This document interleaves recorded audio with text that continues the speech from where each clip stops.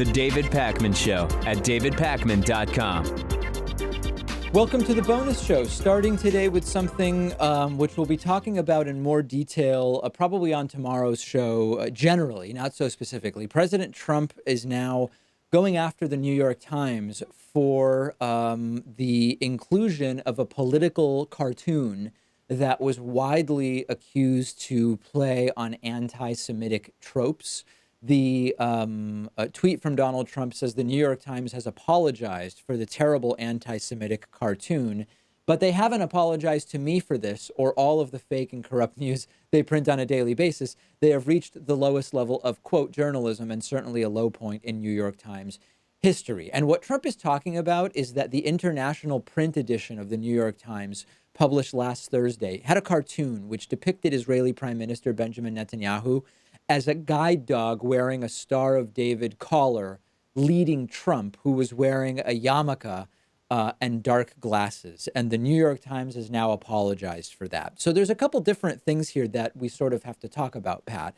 One is the New York Times was right to apologize, but this was not nearly as overtly anti-Semitic as other cartoons that we've seen and as other things that have been said. But still, I do feel that it was playing on a bunch of anti-Semitic stereotypes. And it was just, I don't know if you agree or disagree, I thought it was just unbecoming of the New York Times to publish such a cartoon.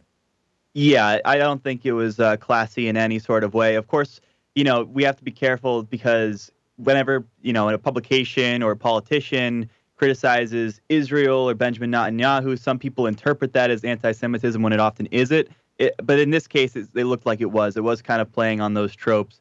But I have no idea why the New York Times would owe Trump an apology. Like, what specifically would they have to apologize to Trump for? I'd like to see him try to name that. That's where it's starting to get weird, which is why in all of this does the New York Times owe Trump an apology? It seems like he's sort of saying they generally owe him an apology for what he feels has been unfair reporting about him, which has, of course, mostly been fair and accurate. I mean, the reporting has actually been very good by the New York Times on Donald Trump. So it's weird that he now is saying they owe him an apology. But the bigger trend here is, once again, Trump's making everything about him, right? I mean, the New York Times is a serious newspaper. Their reporting on Trump has been very good. They published something which they ultimately agreed was the wrong thing to publish, and they apologized for it, which is sort of the equivalent of offering a correction, which is what serious media outlets do. Why does it always become about Donald Trump, Pat? Sort of in the same way that the Baylor women story that we did on the regular show today, their appearance at the White House also became all about Trump and the power of the Oval Office.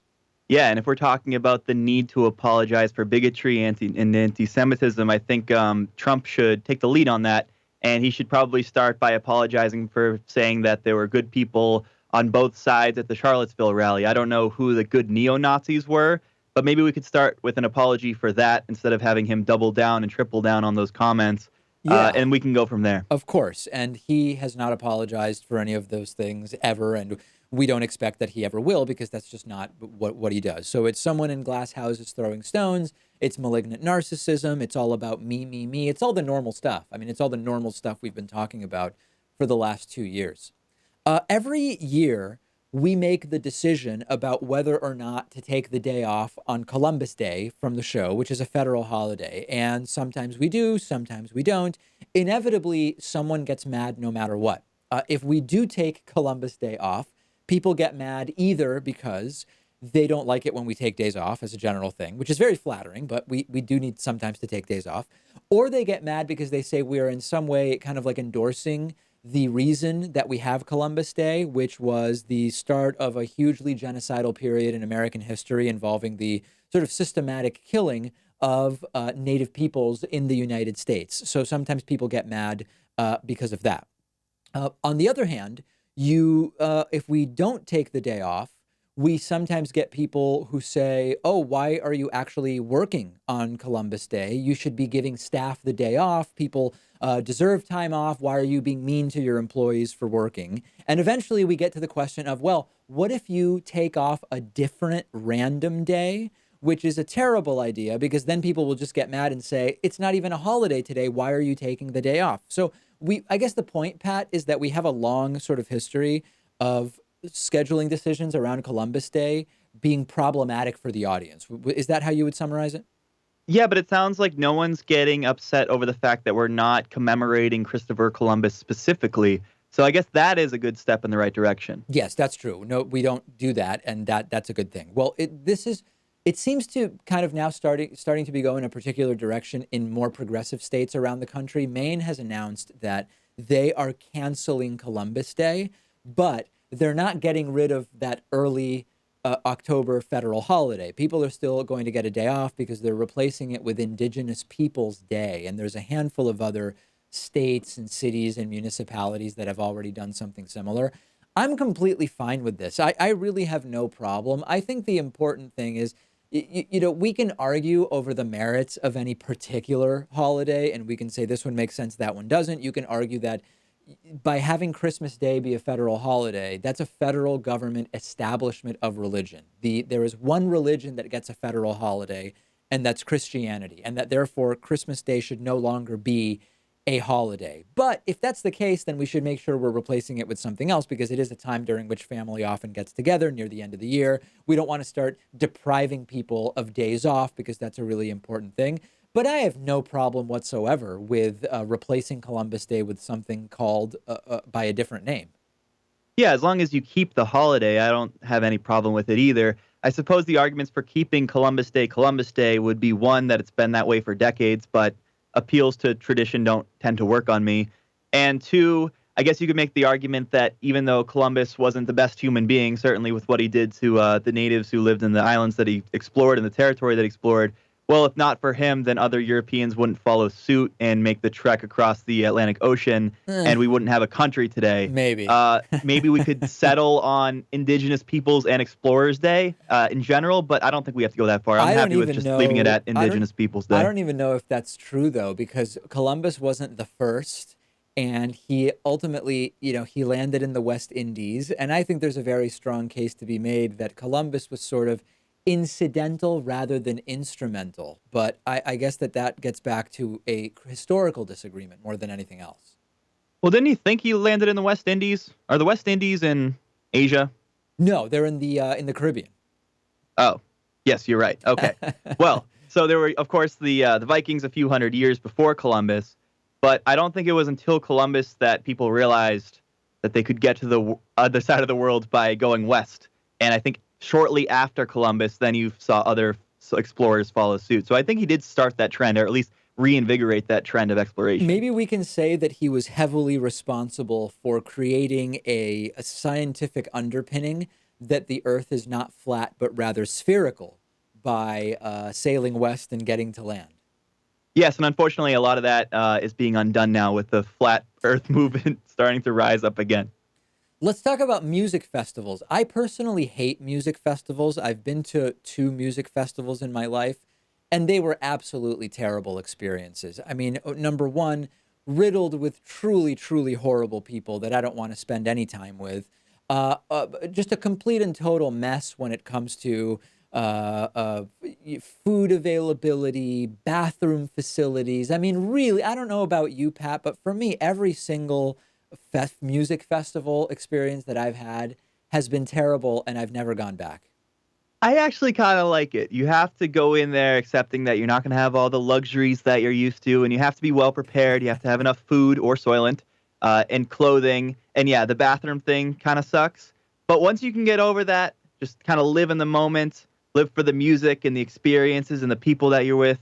It can be a good time. I do have a 2-day maximum, though. I'm not going to go to a music festival for more than 2 days because I would totally tire out. So in music festival related news, Woodstock 50 had the idea of being the new Woodstock on the 50-year. So Woodstock was in 1969. 2019 is the 50-year anniversary.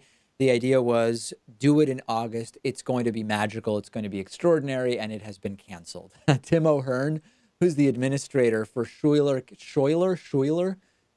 County, New York, where the event was set to take place, confirmed that it has been canceled. He was contacted by Dentsu Aegis Network, which was bankrolling the festival, sort of like the investors. It was going to run from August 16 to 18 in Watkins Glen, New York, which is like about 150 miles from the original 1969 location. All sorts of people were going to go: Santana, Jay-Z, Chance the Rapper, Miley Cyrus, and it was all going to be so great, great, great.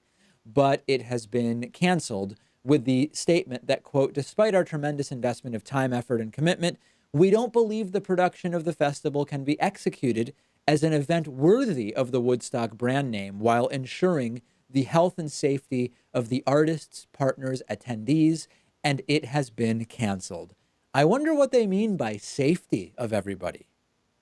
Yeah, I don't know exactly. I know at the original Woodstock, it was not the safest of events. There was like one of the worst traffic jams to and from the festival of all time. Also, there was one porta potty per like 800 people, and the porta potties would overflow. It would just be totally flooding with raw sewage. It rained at the event. People didn't really bring enough food, so they ended up having to sell a whole bunch of hot dogs to these hippies hanging out at the festival. It didn't sound like a good time. I think they would have done better this year, but apparently not good enough to continue with the idea. Yeah, it's just the way, event management and event planning has advanced so much, as has crowd control and sort of knowing what are the plumbing needs. And if you actually see that documentary about the fire, there's two documentaries about the Fire Festival. I don't know if you've seen them, Pat. But Seen one, yes. so much of the planning was messed up and absolutely the ball was dropped. But they were at least having the conversations, and people were there who said, okay, here's the sort of minimum amount of space you need based on the number of people, just based on like basic hygiene and personal space requirements. Here's what needs to be done in terms of the plumbing infrastructure. Here's what needs to happen in terms of safety. From a sort of scam and PR perspective, it was an absolute disaster. But even they seemed to sort of understand what it was that was required. They didn't have it, but they seemed to understand it, which makes it hard to imagine that a properly funded event like Woodstock couldn't get it together. Well, isn't it good in a sense that they realized that they weren't going to get it together a few months in advance? Then you don't have thousands of people showing up to the festival, and it turns out to be an epic disaster, kind of like the Fire Festival turned out to be. At least they had a little bit of foresight there. And, it's a possibility that this is sort of just like a marketing thing, too, that they say that it's canceled and then some other, sort of booking giant takes over and they're able to put the whole thing together, sell the tickets. And it turns out in August we do have Woodstock 50. Certainly possible. And we'll see if that's the way it shakes out. If anybody in our audience was planning on going to this, I would love to hear from you. And by the way, if you are listening to this bonus show or watching it before 6 p.m. Eastern today, April 30th at 6 p.m. on the YouTube channel, I will be having a live debate with Stephen Bennell II, also known in online circles as Destiny the Game Streamer, who is not just a game streamer. He's actually very, very good at engaging in political debate with the other side. And we're doing a stream on the YouTube channel at 6 p.m. today. If it's after 6 by the time you check out this bonus show, it will be archived and available for you. The David Pakman Show at davidpakman.com.